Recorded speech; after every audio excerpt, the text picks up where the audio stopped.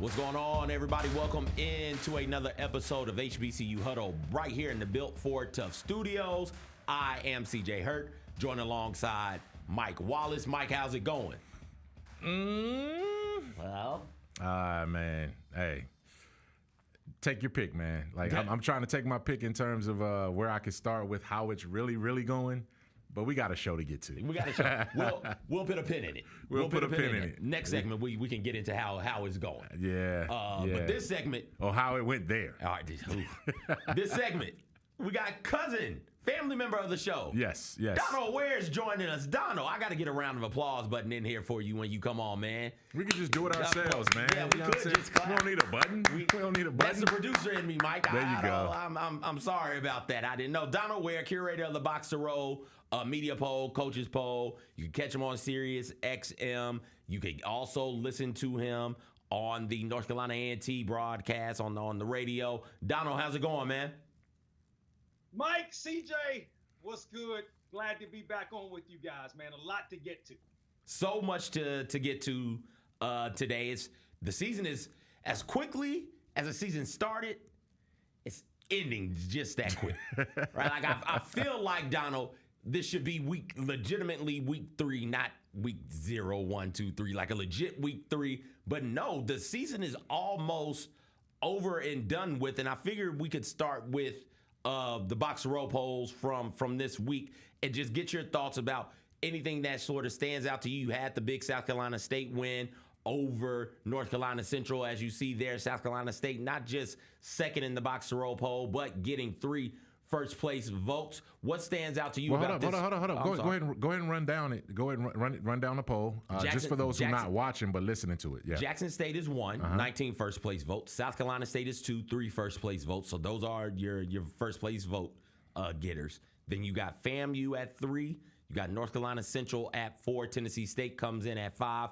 Alabama State 6. Virginia Union 7. Hampton 8. Johnson C. Smith 9. Southern 10. Donal, when you look at this, what stands out? Yeah, I mean, really no surprises to me with respect to the poll. I mean, you knew when South Carolina State, when North Carolina Central lost that football game to South Carolina State, Jackson State would move up. I'm not even surprised that, and maybe if there is a slight surprise, I thought that South Carolina State may get a couple of more first place votes. I thought Jackson State definitely deserved to be number 1. And you guys know how it is. Johnson C. Smith making that run. When you're a Division II team and you lose, they slip mightily all the way to number 9. Mm-hmm. But not a whole lot of surprises. And really, to be honest with you, not surprised that South Carolina State won that football game against North Carolina Central. Chennis Berry has made all the difference in the world for that South Carolina State team. They got a lot of talent, but he, as the head coach, has made a lot of difference. Yeah, I mean, when you talk about, I was just going to ask you about Chennis Berry, and this was supposed to be a rebuilding year. I don't know if we've ever seen a coach come in year 1 and have this type of impact, especially when they had to replace so many guys and really build the program from the ground up a little bit. Now, granted, Buddy Pugh left them in a good, solid position. The brand is strong there in South Carolina, and, so it was one of the better jobs to take, but I think, to me right now, he is the coach of the year when you talk about HBCU and black college football. Why has it worked so well when you look at what he's been able to do at South Carolina State? Because getting that win, beating Tennessee Tech was a big-time win because Tennessee State couldn't even beat Tennessee Tech. And then to come back and beat North Carolina Central, I don't know if any HBCU team has 2 better quality wins this season than that. Yeah, beat the Citadel. Also, so that was another big win. Look, Chennis, you think about, if you know Chennis Berry, what he put together at Benedict. He is the epitome of HBCU. So his whole life, he played ball at Savannah State. He had been an assistant coach at A&T a couple of times. He's been at Southern. He's been in a lot of different spots. All of them HBCUs. That's all he knows. Okay, so he believes in HBCUs. He believes in the culture. He was right up the road, so he had his eye on South Carolina State. But he's also able to bring in some guys from Benedict. Eric Phoenix, even though Eric Phoenix last year went to Murray State, got some Division I experience, had him for a year, at Benedict. He's got he's got 2 of the best receivers, maybe in all of FCS, when you talk about a tandem, right? He's got a really good running back, an excellent in Duhart, an excellent offensive line, and that defense behind the player of Aaron Smith, the linebacker, who's really, really good. He's got all of the elements in terms of talent. So then when you add him as a motivator, this is a guy, man, if you've talked to him, and I know you guys have, he's a guy that makes you want to go play. He makes you want to get out there and go play. So you add all of those elements. I mean, I'm not surprised that South Carolina State is where it is right now. Still a lot of season left to play, but so far so good for the Bulldogs. You brought up that terrific duo of wide receivers that they have down there at South Carolina State. Caden High against North Carolina Central this week ended up with 8 receptions, 113 receiving yards, and 2 touchdowns. You got to see him up close and personal, Donald, against A&T when South Carolina State played them. 8 receptions, 150-plus yards receiving, and a touchdown. What is it about him that makes him such a player that pops off of the screen at you when you sit down and watch South Carolina State play? Good route runner, but he's got that speed, and then he's got his brother, if you will, on the other side. So you can't do but so much. If you try to double team one, the other's going to be open. They've gone back and forth this year in terms of really having really good football games. So he's got the package, right? Like he's a speed guy, again, a good route runner. It's hard for those DBs, those corners in particular, to kind of keep up with the man. So both of those guys are really, really good football players, and they have a legitimate quarterback who's also a threat to run, to throw the football to them. So that's one of the things that makes him special, makes High special in particular. One of the things, Donald, and I know, obviously this is the heart of the stretch run for HBCU football and where this season is going. But I wanted to step back for a second, and, you probably see CJ and I are both wearing our promotional HBCU night T-shirts. The Memphis Grizzlies and the NBA, the state of Tennessee, is having its HBCU night on November 17th. The Grizzlies are commemorating it with a game against the Denver Nuggets here, so tickets are already ready to be sold. Check out 901-888-HOOP to make sure you do that and get to the Ticketmaster box office as well, too. But what I wanted to ask you about is you're seeing a proliferation of franchises. NBA, I know the Washington Wizards, a franchise that's near and dear to our house because that's where we're from. Atlanta, different NBA franchises across the league, and even in the NFL now, are trying to commemorate HBCU awareness and having an HBCU night. What have you thought about sort of the growth in that and just raising awareness of how important these HBCUs are in terms of fielding your workforce, but also just the importance and the dominance of these institutions across the South and the East Coast? Well, let me shout out you all there at the Memphis Grizzlies, because you're the first that I know to have done this, and now it's sort of catching on. But look, I think you have a long history of HBCUs, beginning with Earl Lloyd, the first black player in the NBA, who's was a West Virginia State grad. Rest in peace to Mr. Earl Lloyd. So it begins there. But all of the great players, Willis Reed, Ben Wallace, Earl the Pearl Monroe, so many of these guys that played in the NBA. Plus, you look at the NBA is always, it's been the league when you talk about promotion, particularly of African Americans, if you will. It's always been that league. When you talk about Earl Lloyd was the first black assistant coach in the league. Bill Russell, the first head coach. You're talking about going back to the 60s. So I think the NBA has always done a good job with that. They also have that NBA game around, or that HBCU game around NBA All-Star Weekend as well. So I like what the NBA is doing, really to promote HBCUs, because when you have a global brand like that, and then you add an HBCU element, it raises the awareness of HBCUs and what HBCUs have meant in this country. So big shots out to you all, the Memphis Grizzlies first and foremost, but big shots out also to the other teams that are raising the awareness as well, and the NBA. Absolutely, absolutely. And you can get these shirts that Mike and I are wearing. Let me make sure you can see it. Let me move the microphone. There it is. You can get these shirts that Mike and I are wearing by coming to HBCU night, Kyra. she was begging us for one of these shirts. And Kyra, I'm gonna let you know again. Just come to the game. You'll get a T-shirt for coming to the game, dog. Kyra's a proud Delaware State alum. No. I'm not gonna let you do that to Kyra, man. She means too much to us across multiple shows and multiple formats now. She's a rising superstar. We are going to get Kyra a shirt, and we're going to send one to the cousin, Donal Ware of the show. Absolutely. He gets one too. Donal Ware's getting the shirt. Donal Ware is getting one. Yes. I'm about to make the call. As soon as we get done with the show, man, it's going to be one headed your way. And Kyra knows. Kyra knows she's getting one. Overnight his shirt. Get Donal a shirt. Kyra's whatever. But back on topic, Donal. What surprised you the most so far this season? Yeah, two teams. I know the popular team is Johnson C. Smith. To me, they're probably the biggest surprise in terms of what may be viewed in HBCU football because, of course, Johnson C. Smith was undefeated until last week, falling to Fayetteville State. The biggest surprise to me is Clark Atlanta. Right now, 6-2-1. This has been a program that has been 0-4 in the last couple of years. You bring Teddy Keaton in as the head coach. He brings his he was at Allen the last couple of years. He brings his quarterback from Allen, David Wright, who's one of the best quarterbacks in all of HBCU football, over. And you go from being a 1-win team or a 0-win team to a 6-2-1 with still an outside shot to play in the SIAC championship game. So to me, it's got to be Clark Atlanta. Yeah, I mean, Clark Atlanta certainly stands out. They were the team at the beginning of the season. Johnson C. Smith kind of caught them because they remained unbeaten from that standpoint. I've seen that Clark Atlanta team in person. They were here and they beat Lane in a Bluff City Classic right here in Memphis. So I was able to see them.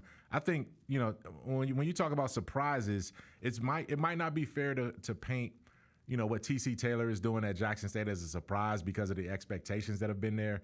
But to get that team now to number 1 in the poll, the HBCU national poll that you curate there with Box to Row, how much pride should TC Taylor take in the Jackson State fam take in the job that he's done because he stepped into some pretty big shoes to fill? A whole lot. One, he's an alum. He was there as you all know with Dion there at Jackson State with all of the success that Jackson State was having. And I would say even last year wasn't a disappointing year. It was a transition year. So even last year was a building block and a step towards what Jackson State is doing this year. Now, Jackson State slipped up a little bit, lost to your Tigers, Mike, the GSU Tigers. But again, that was a non-conference game. So you're talking about a Jackson State team that's undefeated in conference play right now, controlling its own destiny. Now, that said, still a lot of football left to be played. Alabama State still has something to say about this. FAMU with a bit of an outside shot, although they lose the tiebreaker to Jackson State. But I think what TC Taylor has done, if I was to give a coach of the year, for me it would be between. I mean, I obviously have Chennis Berry. You have to have Teddy Keaton in there, Maurice Flowers of Johnson C. Smith. But I think what TC Taylor has done, because there has been a bunch of expectations for Jackson State, I think I would give him, at least right now, the coach of the year. And it might all come down to November 16th when Jackson State takes on Alabama State in that regular season matchup, and that'll probably be for the SWAC West. I think, Mike, to your question, you didn't ask me, but I'm going to answer it. Yeah, it's your show. When it's... you have a right to answer it, man. It's preseason rankings and preseason standings. Take that with a grain of salt, absolutely. Mm-hmm. But Jackson State's was picked 3rd, I think, when we left SWAC Media Days in their division behind Alabama State and FAMU, if I remember correctly. Yeah. So for them to be at the top of this and number 1 in the polls, I think that is absolutely a surprise. And I think that speaks to and is a testament to the coaching job that TC Taylor has done. Donald, you're 100% correct also. Last year wasn't a bad year. Last year was, 7 wins, 8 wins? Like they 7-4, something like that. Yeah, I think. They won games last year. And so to see the continued progression and positive improvement in that Jackson State program, that's something that's really, really fun to see being so close to Jackson, Mississippi, just around the corner from it from Memphis. Donald, are we on a collision course for a rematch of the Celebration Bowl a couple of years ago where we get Jackson State versus South Carolina State? Different coaches, different players, but same type of passion from the fans and the city of Atlanta. Yeah, it's a good point, CJ. So I would say I believe definitely coming out of this, well, not definitely, but Jackson State would have to be the favorite right now. You would think South Carolina State was the favorite, but South Carolina State has some big games left. Matter of fact, this weekend against Howard, and then the next weekend against Morgan State on the road. Now, Morgan State has an elite-ish type of defense. I mean, holding North Carolina Central to only 16 points, I think was big. The problem with the Bears don't have much of an offense. But, yeah, I mean, if I were to say right now, because of the way South Carolina State is playing, I would say yes, and, of course, to Jackson State out of the SWAC. But I wouldn't it's not quite over, and I wouldn't sleep quite yet on that Morgan State football team whose defense is absolutely tremendous. See, Donald's playing favorites now, right? Now, This is the thing. He can claim everything because he works for A&T. He went to Morgan State, and he's a DC guy, right? So he's not going to be wrong on many things if he goes across the board like that. That's a good pick, though, because we all feel that Coach Damon Wilson has done a great job at Morgan State. And I expected Morgan State to take that next step the way South Carolina State is now. Morgan State had sort of a transitional year last year under Coach Wilson, and now I thought this was the year that they were going to move forward and get some offense to complement that excellent defense. But, man, look, my picking has been awful these last few weeks, right? I just made an ass of myself for picking Grambling and guaranteeing that they would beat Bethune-Cookman. And look at what happened, man. So we're about to have a commercial that makes me look absolutely like a fool, and I'm cool with it. But, Donald, when you look at that, though, man, I really want to see the MEAC. Where are we with the MEAC? And I'll get you out here on this one. Where are we with the MEAC in terms of recruiting to get a couple of more teams to come into that mix so that they can have a really, and I don't want to say they have an illegitimate schedule, but a more traditional schedule to really give these teams a fair shot to really put that conference back on the next level. Your conference slate of games should probably start before the last weekend in October. Right, like that's what we're wondering about, Donald. Yeah, is there movement? Is there opportunity? What do you see just from your seat and your vantage point in terms of where the MEAC can go to further legitimize some of the teams that we're seeing playing some really good football on that side? Yeah, I think it's a good point. I think I don't know where the MEAC is in terms of recruiting other schools. I know there was a lot of talk of that. I'm sure they're still trying to do that. I think where we are in the Celebration Bowl era, the MEAC doesn't need to have another school because the automatic berth is to the Celebration Bowl. Now, if the Celebration Bowl were to go away, the MEAC would have a problem because it would not have the automatic berth. So that being said, but you know what, CJ, I would say this. I like the fact that the last 5 weeks of the season in the MEAC mean everything.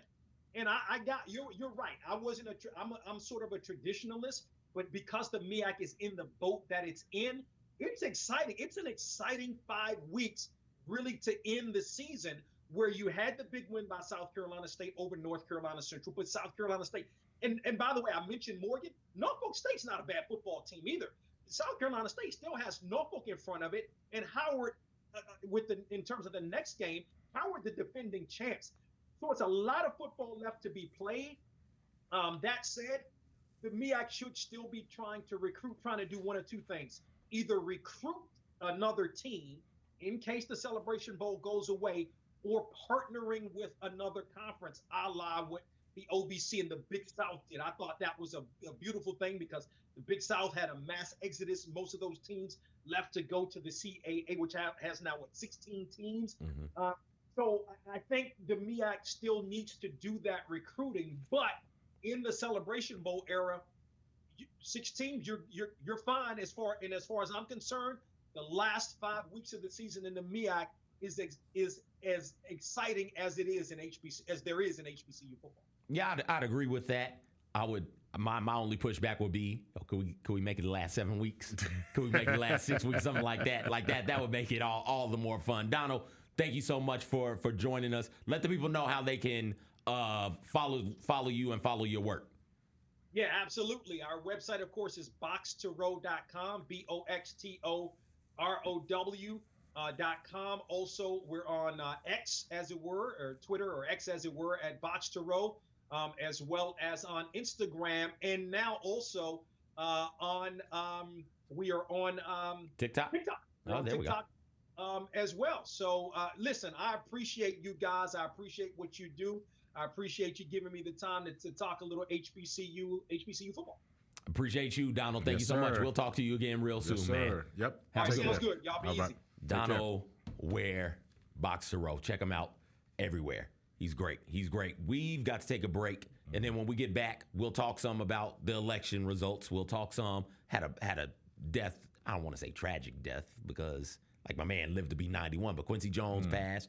We'll talk some about Quincy Jones as well as giving you our game of the week and running through some pick sixes. You're listening to HBCU Huddle right here in the Built for Tough studio on Grind City Media. There's no substitute for experience, the knowledge gained from having been there before, and the passion to share what you know to make everyone around you better. It's true in basketball. It's true in banking. Grizzlies checking from Pinnacle. Play hard. Bank easy. Open a Grizzlies checking account with at least $100 and a recurring direct deposit by August 31st, and you could receive a $200 direct deposit bonus into your account. Details at grizzliesbanking.com. Member FDIC. John Cena was spilling life lessons on this stream, bro. So the best thing I watched all week, John Cena on the Cassinet stream. By the way, he stole your hairdo. You got to make a phone call. I was about to say, you showed me a little bit of this clip because I saw the messy room, and the only thing I could see is John Cena's hair. I mean, come on, bro. He stole your bar. It's literally identical. He stole your flow, bar for bar, word for word. How is mine more gray than his, though? Tune in to Grind City Wrestling weekly on the Grind City Media app and on the Grind City Media YouTube channel. The three big beats this week. One was root for points in honor of John Roser. How about that Miami-Louisville game? Crushed the over, which was 60. Finished with 97 total points, 52-45. Meanwhile, the Academy's covering again, both Army and Navy, getting the job done. Army, best start since 96. America. Navy crushed Charlotte. They're ranked 23rd and 24th in the country. The Odds Couple, live at 2 p.m. on YouTube at Grind City Media and the official Grind City Media app. When it's all on the line, you turn to the strong, the stable, the unwavering, to those with a history of raising their performance, to meet the moment. It's true in basketball. It's true in banking. Grizzlies checking from Pinnacle. Play hard. Bank easy. Open a Grizzlies checking account with at least $100 and a recurring direct deposit by August 31st, and you could receive a $200 direct deposit bonus into your account. Details at grizzliesbanking.com. Member FDIC.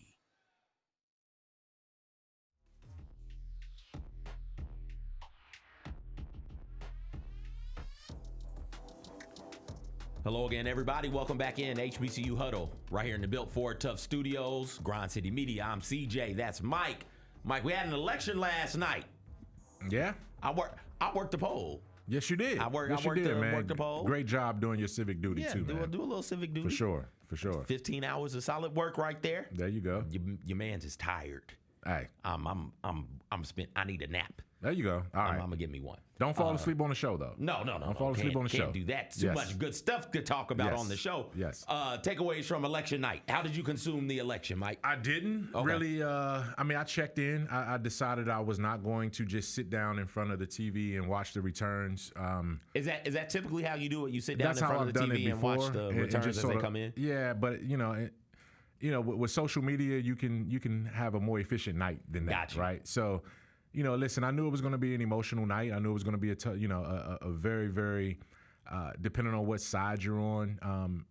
Ultimately, one of those two were going to win. We knew that, and Donald Trump is now the president again. Made history to go a term without being president and then come back and get the president again. We still got to wake up as Americans right after that. We still got to go through the next 4 years, no matter who was going to win, and still do our best to be compassionate, to be considerate, and to be respectful, to be human beings. And I don't think any one particular politician can change that when it comes to that. So I would have said the same thing regardless of who won. I thought Kamala did a great job of running her campaign. She was up against the wall from the beginning. She was down 20 when she got into the game. And she did a great job composing herself well. I respect a lot of what she did. And she came up short. And the fact that she had her campaign posted up at Howard University on election night, I thought that was special. I thought that meant a lot to a lot of people, especially in our realm as HBCU alum and family members from that standpoint. And now I just hope that since she didn't win and Donald Trump won again, that he has a more compassionate tone and a more open-minded tone for all of America and those who follow and who voted for him too. So my thing is this, man, look, let's just rise together, rise above any of this division, and now let's get back to, to doing what we need to do as a society, but particularly within the Black culture and HBCU culture as well too. Yeah, rising together is hard to do if you're trying to come up by stepping on me or stepping over me, right? Like that's that, and I think that is the concern from people I've talked to about where the election stands as of like last night. Donald Trump is the president, and I think that's the concern, that there's going to be people who end up reaping benefits by crushing people beneath them.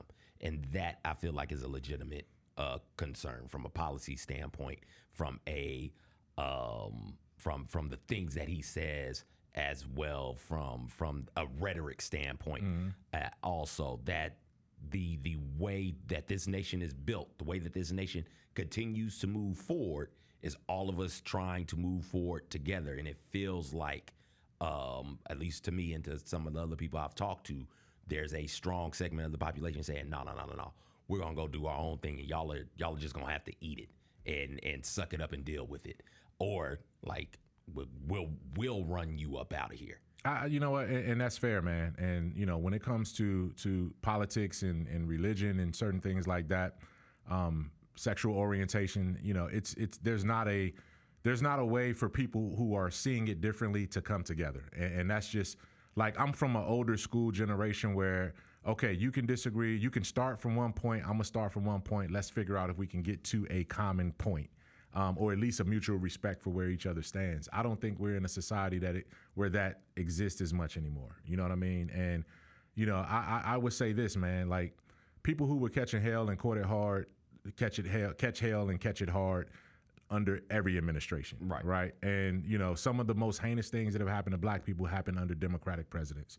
I don't think all of them, to your point, spew the kind of rhetoric that Trump has done. And I'm calling out for him to be a better president this time around. We saw what he did the first time. We survived through it. It was coming out, in the middle of a global pandemic. He was the president at the time. And, there's certain divisive and derisive rhetoric that can come from people. It shouldn't come from that office, though. And I'm hoping that there's a more conciliatory, a more compassionate, and a more collected effort that we see because he could take. Look, here's the thing, and we don't have to dive too deeply into politics, but he's got the ball back in his hand now.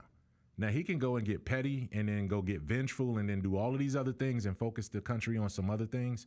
Or he could say, you know what, I just made history. Forget what what my detractors think about me. I made American history. And now I have a chance to set a new tone. And if he can set a new tone and just tone down some of the divisive rhetoric, that's a step, man. But at the end of the day, I'm going to wake up, I'm going to lead my family, I'm going to lead my household.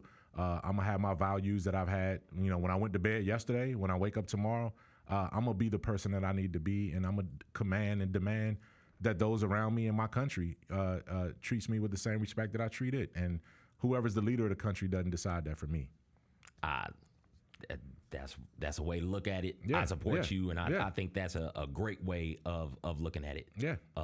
Mike, at the end of the day, that day gonna end, dog. Like I don't know what to. You find the joy and the monotony that is day to day living, your loved ones, your family members, your friends, those types of things.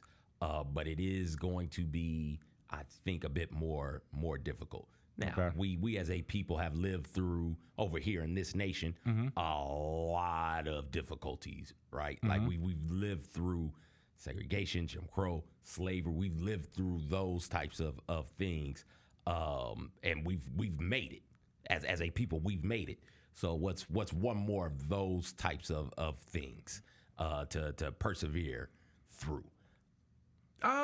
That's good, man, and this is healthy, and I love this dialogue. I love what makes you and I together, and I love what allows us to have respectful conversations on things that we may ultimately see together, and we just have different vantage points from it. You know what I mean? And that's I control much more about my day than I choose to believe other people do. Okay. And I control much more about my mental health and than what I allow other people to. And that's not to dismiss those who can't do that or who choose not to do that. You still got to hold people accountable. And I think both of us are saying, look, damn it, we're holding ourselves, our families, and our communities to a different standard. And we're holding people accountable who fall short of that. And I think there's room to do that as well, too, man. You did a tremendous job participating, using your sweat equity to go into the polling stations and work. You were in the community last night doing some remarkable things for dozens of hours, right? So, you know what I mean? So, and that's you putting that out there from that standpoint. And, there's room for all of us to be impactful in our lanes. And like I said, I'm not giving up on the next 4 years. I'm not just going to say, you know what, forget it.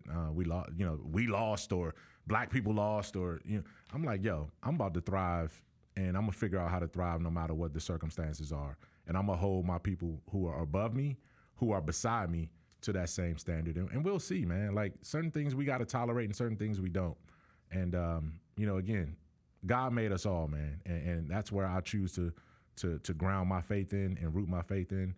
And I'm going to say like this, man. I'm praying for the president, no matter who it was going to be. It's Donald Trump now. And I'm praying that he has a little bit more compassion in his heart and make sure that he understands, yes, I won on this ticket, but now I represent this entire country. And if he could do it, he could do it. If he can't, then we'll have somebody else in there in 4 years. Yeah. You know what I'm saying? Absolutely. Yeah. Absolutely. Yeah. No, but I do want you to say your piece, though. Don't feel like you have to, and you don't. And CJ, that's one of the things I absolutely respect about you is that you are well-read, you're well-versed, and you have strong, not just opinions. These are like absolute perspective, right? And you certainly have the venue and the menu and the lane to express that. Menu. Yeah. Listen, I don't want to sports talk politics, right? Right? Like it's all together now, though, man. I don't want to make it. The way we talk about sports is one thing. Where we get into all of the hyperbole and we get into, oh, that dude is trash, even though that dude is one of 200 maybe people good enough to do this particular thing in the world. Yeah. And it's like, he's a bum. Ben Simmons won't shoot. Get him out of here. It's like, oh, wait. You want to play Ben Simmons one-on-one?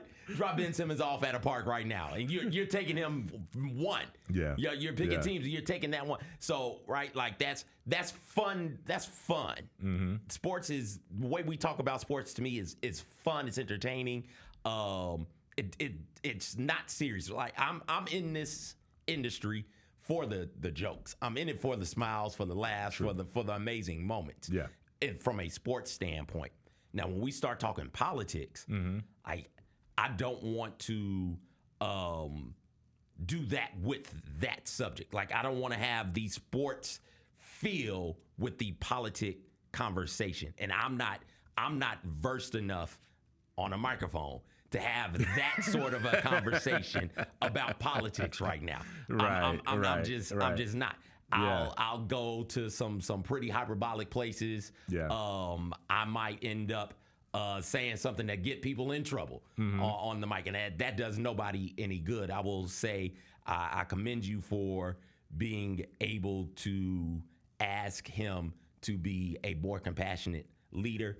I don't think he's going to be a more compassionate leader, though. I think he's laid it out there what he is and what he's going to do with the second term project 2025. I'm talking to people in my family who are going to be impacted from a military benefit standpoint, going to be impacted from a teacher standpoint, Department of Education. What's going to happen with that? That's Project 25.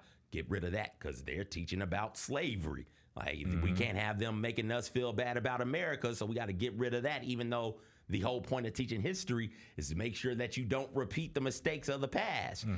So you're talking about things of that nature. We do this show about HBCUs, historically black colleges and universities. Well, what's going on with student loans? Are they putting that back on your credit report? Yep. Are they going to start garnishing wages? Probably. Here we go with that. And that's going to impact the black community in really noticeable sort of ways. There are a whole lot of other things that I could get into off a microphone so that nobody gets in trouble. But like that's just where I am on this. I'm less than enthused about the presidential or not presidential choice, the new president of the United States, and that's to put it as mildly as humanly possible. And that's respectful. And that's you did a respectable job, and you expressed that, and everything that you just said is reasonable in terms of laying it out there. And we challenge, if you're listening to this podcast or watching this podcast, do the research, man. Like, do the research. Read some of these programs and initiatives and campaign promises that have come out, and hold your national elected officials responsible. Get to understand who your local elected officials are responsible for, and do the research, man, so you can be armed and aware of it, and not just have an opinion on social media or just get caught up in the backlash and all of those kind of things. So nah, man, that's listen. Like I said, this is a format where we can do that, and I don't mind the crossover, because to me, sports is a venue and a place where you're bringing together people from a lot of different walks of life to come see a common team or two common teams on those nights. That's one of the reasons why we're wearing HBCU night T-shirts. We're bringing awareness to a social issue that impacts historically black colleges and universities. It's not too far from that social justice or social impact becoming a political discussion. So it's like sports by way of social impact, and then politics. It's all kind of in that melting pot. So, I don't shy away from the talk and the discussion, because I think, as much as, the NBA the entire NBA took a night off on Tuesday night. No NBA games was played. That was a political decision, so that people can go out and vote, and people can go out, work the polls like you did, and focus on, their civic duty of voting and participating in this election. That's politics and that's sports. So I don't mind when those two things cross over in terms of discussing that, because I think it's a natural thing for me. And again, man, we can go and talk about this forever, but I do say, it won't be the last time that we bring up subjects that where politics gets involved. The very next time I put Howard on the game of the week, Kamala Harris is a damn. Nah, it's too late, man. It's too late. Did I fail her? Did I fail her? Is it my fault? You failed. This is one of those points where you like you go. You know how you go to the funeral and you're like, damn, I should have gave her flowers while she was here. You didn't give her flowers while she was running, man. Another black man letting Kamala down. There you go. Good See? grief. And she tried to talk to us. She did. She tried to talk to us, man. Oh no. And you never put her up there in Howard. Now, see. Now look at us. Nah, she's still VP. She's still VP for the next for the rest of this HBCU season. I'm going to find the next Howard game. I've been making the game of the week. Yeah, all right. I'm making the game of the week just so she can be. Now you can finally get her up there. Now I'm finally. I'm make sure I get her up there. Sad news. Not just the election for me, but sad news coming out of the music world. Yeah. And this is our culture maker. It's Quincy Jones. He passed away at the age of 91. Quincy Jones, one of 15 people to receive the Grammy Legend Award, third most Grammy wins all time, third most Grammy nominations all time. He's got a non-competitive EGOT. He got an honorary award at the Grammys. I think it was the Grammys to get him the EGOT. We think of Quincy Jones, Mike, and correct me if I'm wrong. Emmy, Grammy, Oscar, and Tony. Yes. Okay. Maybe he got an honorary Oscar. He got the honorary Oscar. Yeah, he definitely got the Grammys. He's got the Grammys. He's got the more Grammys. honorary Oscars. Okay. When you think about, when I say Quincy Jones, what immediately comes to your mind? Thriller. Okay. Michael Jackson. That album. And yes, that's what immediately comes to mind. Secret Garden is second. I love that song. That song is timeless. Such a good song. he touched 60 years of music, and maybe even more than that because he was 91. So this is a guy that goes all the way back to like Duke Ellington and you know the Frank early jazz, Sinatra. yes, and then come all the way to this point. Man, that is a legendary career. Like, he is the guy, man. He is the guy. That's what I remember right there, though. The Michael Jackson Thriller album and Billie Jean and Quincy Jones was in the studio with him, and you know that's just. I remember that picture. I remember when that happened. I remember that moment. That was one of those seminal moments that you're like, wow, man, this is incredible. So. Rest in peace to a legendary guy. The Ice-T sent out a tweet like that. That was the thing that struck me. All of these different sort of artists reaching out saying, hey, work with Quincy. He was impactful from The Weeknd to Ice-T. Will Smith had a touching post as well where he said Quincy Jones is the definition of a mentor, a father, and a friend. He pointed me towards the greatest parts of myself. He defended me, he nurtured me, he encouraged me, he inspired me. He checked me when he needed to. He let me use his wings until mine were strong enough to fly. That's what Will Smith tweeted out, and it's just like, do we get Will Smith acting if not for Quincy Jones, right? Quincy Jones was the executive producer of Fresh Prince of Bel-Air, and maybe creator of Fresh Prince of Bel-Air. There's a great story, and maybe I'll find a way to drop the link to the story in the YouTube channel or something like that, where Will Smith talks about it being in the room. Quincy Jones is having a party. He's already pitched the idea to Will Smith. Will Smith's like, yeah, I'll do it. Let's go. And he's in a party, and Quincy Jones like, hey, Will, why don't you act a scene out for us? And Will Smith's like, no, I'm nervous, man. Can we do this some other time? And he said, yeah, give Will and I a minute, guys. And pulls Will out to the side and say, hey, do you know who's in there? That is the CEO of ABC, of NBC, and it's all these people in charge. Like, hey, we can absolutely try and do this later, but you'll never get a meeting with these people. You have to do it right now. Your time is now, kid. What do you want to do? You figure it out. And Quincy went back in the room and was like, okay, I guess I got to go do this. And he did it, and people loved it. And that is how they got Fresh Prince of Bel-Air greenlit. And it's not just Fresh Prince of Bel-Air. I'm partial to In the House, the LL Cool J show. One of my Debbie Allen was on that show as well when it started. And I do believe he was an executive producer there as well. And just a tremendous composer. You think about just in the heat of the night, right? No clue in the heat of the night. He was a composer on that for that soundtrack. The Sanford and Son theme song. That's his. Yeah. That's his. Yeah. Nobody told me that. Yeah. Street Meter is his. Yeah. I didn't know that. No, on the credits, his name pops up. His name pops up on the credits for the Sanford and Son when the show comes on, and then when it goes off and they play. I thought it was a different Quincy. I thought it was a different Quincy. That's Quincy Jones right there, man. The Austin Powers theme. Yeah. The Soul, what is it? Soul Bossa Nova. Okay. The Austin Powers theme song. That's him also. Man. Like so it's almost like surprise me by telling me what isn't his. You know what I'm saying? I can't. That's what I'm saying. Get Rich or Die Trying. That for the movie. Yeah. That's him. That makes sense. He's working. He worked with some of everybody across, not just between medias, right? Mediums, right? Not just from a music, TV, movie standpoint, but across genres. Yeah. He was so impactful and so tremendously involved in shaping what is the American music sound to today. And so for him to pass away at 91, it's a life well lived. Thoughts and prayers to the family. Anytime somebody dies, that's a sad occasion.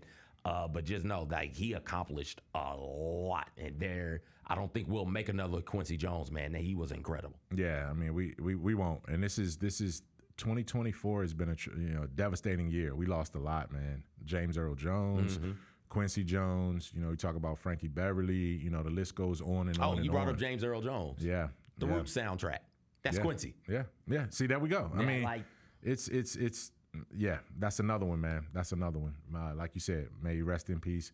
Culture maker, culture definer, cultural icon that we will never see the likes of ever again. Yeah.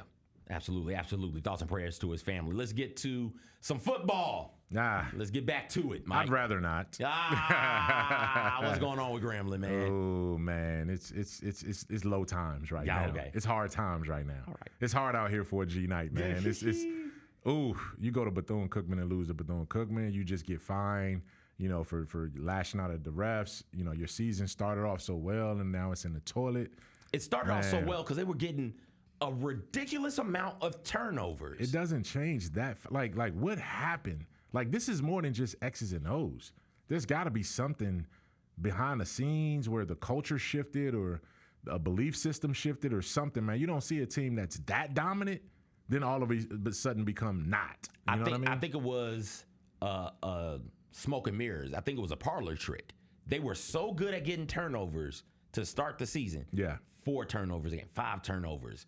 What they get against Jackson State in that game, was that 5? Yeah, it was 5 in that game. You get 5 turnovers in a football game, it kind of masks some of the other issues that you're having, especially on the offensive side of the ball. When you have a player in Miles Crawley who came into this season as the preseason pick to win Player of the Year in the SWAC, and he hadn't looked good. Right. And so you go to this point of the season and you stop getting 4 and 5 turnovers a game. It's like, okay, go out there and win these games, and they just haven't been able to do it. Yeah, and they alternated quarterbacks, and they've tried a lot of different things with Coach Mickey Joseph, and it just hadn't worked. On the other side, Coach Eddie Robinson Jr. of Alabama State, unrelated to Eddie Robinson of Grambling, has the same adversity at quarterback to start the year, same dominant defense, and they were able to keep the wheels on and still salvage what they can, and they're still in the championship discussion for the division over there in the East. So it's just a tale of how seasons go, man. But no, Grambling is really, really falling on some hard times, man. I was so high earlier this season. I didn't want it to end like this, Mike. I wanted it to end, but not like this, man. I appreciate that. This. I appreciate your compassion, man. It's like kicking a 3-legged dog. That's what I'm saying. Like, I didn't want this. If CJ can show that compassion, we got it. Nah, I'm just playing. I ain't gonna go there. What are the games? All right, let's get to the games. Let's Let's do our game of the week. Yes. Huddle game of the week. I went with Virginia State versus Virginia Union. One, because it's a rivalry game. And if you know anything about these 2 programs and you know anything about the CIAA, this game is only played with CIAA championship implications. And this game is no different. When we look at the tail of the tape. Hold up, man. What? Hold up, man. What? You say if you know anything about this game, we don't know their all-time record for Virginia State. We don't know Virginia State's all-time record, man. If you know anything, look, here's the deal. I need to be able to find your all-time record like that. I can't be searching the long high and low for it. There you go. If you got the record against everybody, like you got your win-loss record against everybody you've ever played, that's great. Throw that all-time record up somewhere where I can find it. That should be easier to find. Now listen, Mike, I was rushing trying to get this done. So maybe I missed it somewhere, but no, they didn't do their job. Virginia State didn't make it easy to find. Right. Virginia Union, we know theirs. They're 593, 392, and 50 all time. 7-2 currently notable alumni. Donda West, inspiration for the Donda chant, and player to watch. Star running back Jada Byers. He's once again leading the FCS in total rushing yards, and I do believe rushing yards per game. On the other side, you got Virginia State, currently 6-3. William R. Harvey is their notable alumni. I think he's still president at Hampton. Who knows? He became president at Hampton in 1978, and he may still be there right now, 40, 50 years later. Actually, he stepped down in 2022. Jay-Sean Alston is the player to watch from Virginia State. He is one of the top sack getters at the D2 level, top 10 in sacks, total sacks and sacks per game as well. So that's the tail of the tape. And again, CIAA championship implications. Johnson C. Smith beat both of these teams, but the win over Virginia Union wasn't a conference game. So they've got the loss to Virginia State. Virginia Union is sitting there undefeated in conference play. Virginia Union wins this. They win the CIAA, even though they have the loss to Johnson C. Smith on. That's wrong. Something's wrong with that, man. Well, it's not a conference game, Mike. I don't know what you want me to do. Yeah, that's so you legitimately will claim a conference championship if you lost to the team that has a better record than you, and just because it was declared not a conference. Yeah, I guess so, man. I guess so. And you're looking at it, Mike. I got it pulled up. If you can see it. Virginia State is sitting there at 5-1. Johnson C. Smith is sitting there at 5-1. Virginia Union is sitting there at 6-0. Yeah. Virginia State beat Virginia Union. Johnson C. Smith goes to 6-1. Virginia State goes to 6-1. Virginia Union goes to 6-1. Now we got tiebreaker scenarios. And so then head-to-head won't count because it wasn't a conference game. Ooh, that sounds like it's going to be a disaster waiting to happen from that standpoint. But I will go with Virginia Union in this game, though. Okay. I think Virginia Union's ability with Jada Byers, they've been consistent all year running the football. When you can run the football and you're forcing teams that don't want to be physical to tackle you, that wears down. You wear guys down from that standpoint. So I do think Virginia Union has an edge in that position. But you just highlighted, the player to watch for Virginia State is a guy that specializes in getting into the backfield. Mm-hmm. So that's where this game is going to be decided. Can Austin get into the backfield and disrupt Byers and disrupt that running game before he gets to that second level and then that third level, because Byers can take it to the house from there. Absolutely, absolutely. This is the last game for the CIAA team. Yeah. I think Bluefield State and somebody else got some games maybe next week, but this is it. Mm-hmm. So this is legit for the conference. Yeah. So this is going to be fun. It's going to be interesting. Could have very easily. There's going to be some backlash depending on how this turns out, though, and for that's sure. why it's the game of the week, Mike. I'm only here for the jokes. I'm only here for the chaos, man. Let's take a look at last week's pick six, Mike. It's not pretty. I can tell you that right now. Well, you're 44-16 overall. This is my first bad week. This is my first losing week of the season right here. You know what I mean? 2-4. 2-4, and it hurts. Man, kudos to South Carolina State, because I think when I made that pick, I said it wouldn't surprise me at all if South Carolina State won that game. And then, the embarrassment right there with losing to the Bethune-Cookman, man, that's horrible. I picked with my heart with Norfolk State. Didn't work out. Morgan State is legitimate. And then Tennessee State, man, I wanted that so badly for them, and they lost. And I don't know what else to say. You keep getting to the same point every year, and the same thing continues to happen. You called that one, man. You did. You called it. Even though I think you might have picked Tennessee State. I did pick Tennessee But you State. called it. You said, look, this is – last year you could see how that team couldn't finish. This year should be different, but same scenario, man. Yeah, I thought it felt like a different year for Tennessee State. And they had the ball. They drove all the way. They had a chance to tie that game and send it to overtime on the last possession and just couldn't put it in the end zone. Yeah, so I ended the week 3-3. You won. You had a 500 week. Yeah, I haven't had a losing. No, that's 4-2. No, I was 3-3. Kyra put a green check when she should have put a red X over North Carolina Central and South Carolina State. Yeah. Okay. Or I put I don't know. I might have messed this up too, Mike. It's been a long week, dog, and it's only Wednesday. I'm not sure what happened. But no, I went 3-3, 37-22 overall in the year. I haven't had a losing week. Mm-hmm. I've had a whole bunch of 500s. I've had a whole lot of 500s. Never had a losing week.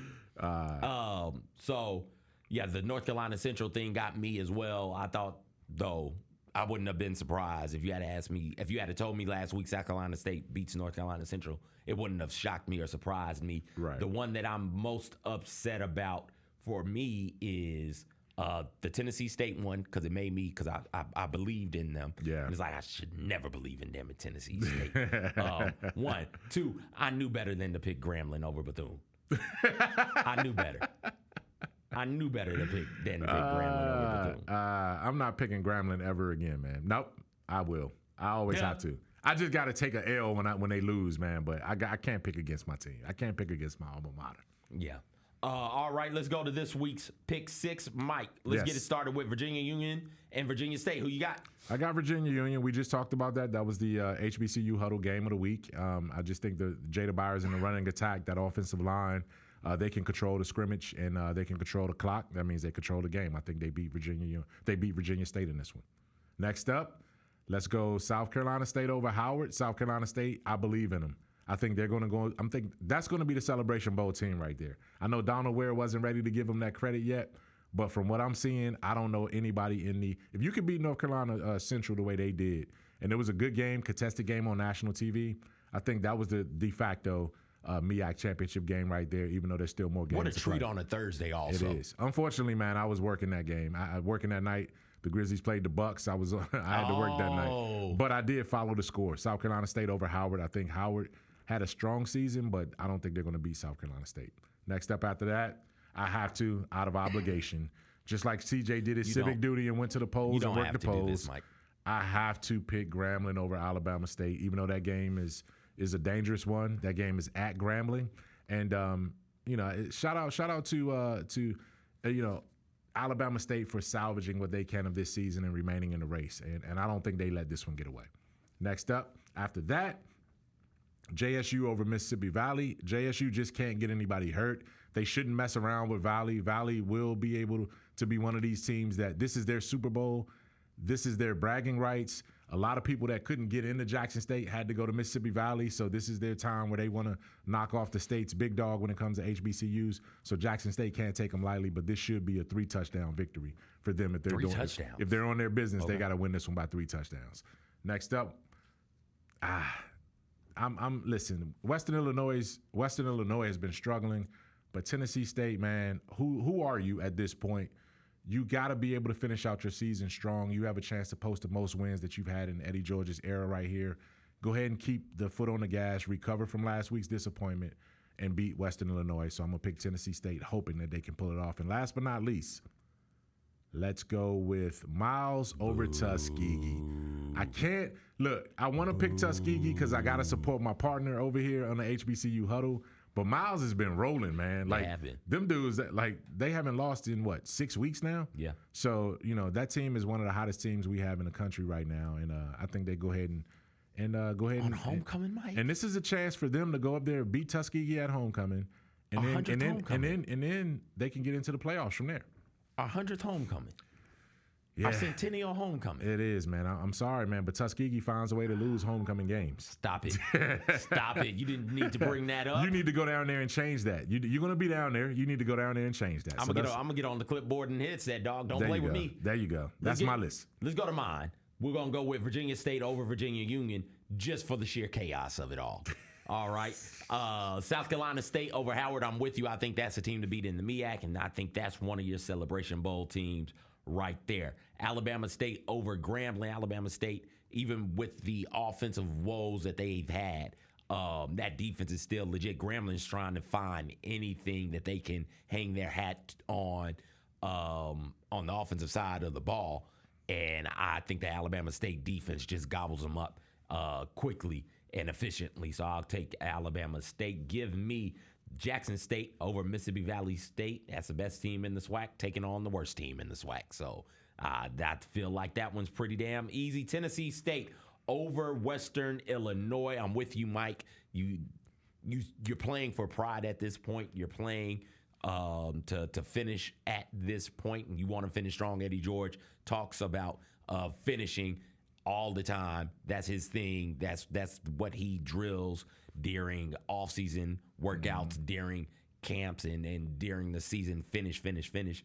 So I do believe Tennessee State is going to finish the year strong. This Tennessee State team might be better than the average or middling teams in FCS, but they're not quite on the good to great teams level yet. But it's a baby step sort of thing. They've been getting progressively better as a program every year under Eddie George. So maybe next year is the year they take that next step and they're a good team, right? We keep looking for the big step, and I think that's where we're making a mistake with Tennessee State. They are making little steps. Yeah, incremental along the way. Yeah. And so I think that the next incremental step for Tennessee State is to be a team that doesn't lose that game to Tech or to UT Martin. But I think they handle Western Illinois. And I will take them Golden Tigers over Sherms Miles team. The Fighting Sherms. Give me Tuskegee. It's our 100th. It's our centennial homecoming. Yep. It's going to be a whole lot of people down there. It's going to be a raucous environment. It's going to be insane. It's going to be intense. Miles ain't ready for this. We'll see. Miles ain't going to beat this. We'll see. We will see. We'll see. You will see. I look forward to it. I'll be down there for homecoming. So if you see me, reach out, holla at me. Mike, got anything else? I think that does it for the show. That's it, man. Great show. We got a lot of talk in. Got a lot. Thanks for Donal Ware for joining us, man. Cousin of the show from Box to Row. And we're heading down the stretch right now, man. It's championship month right now.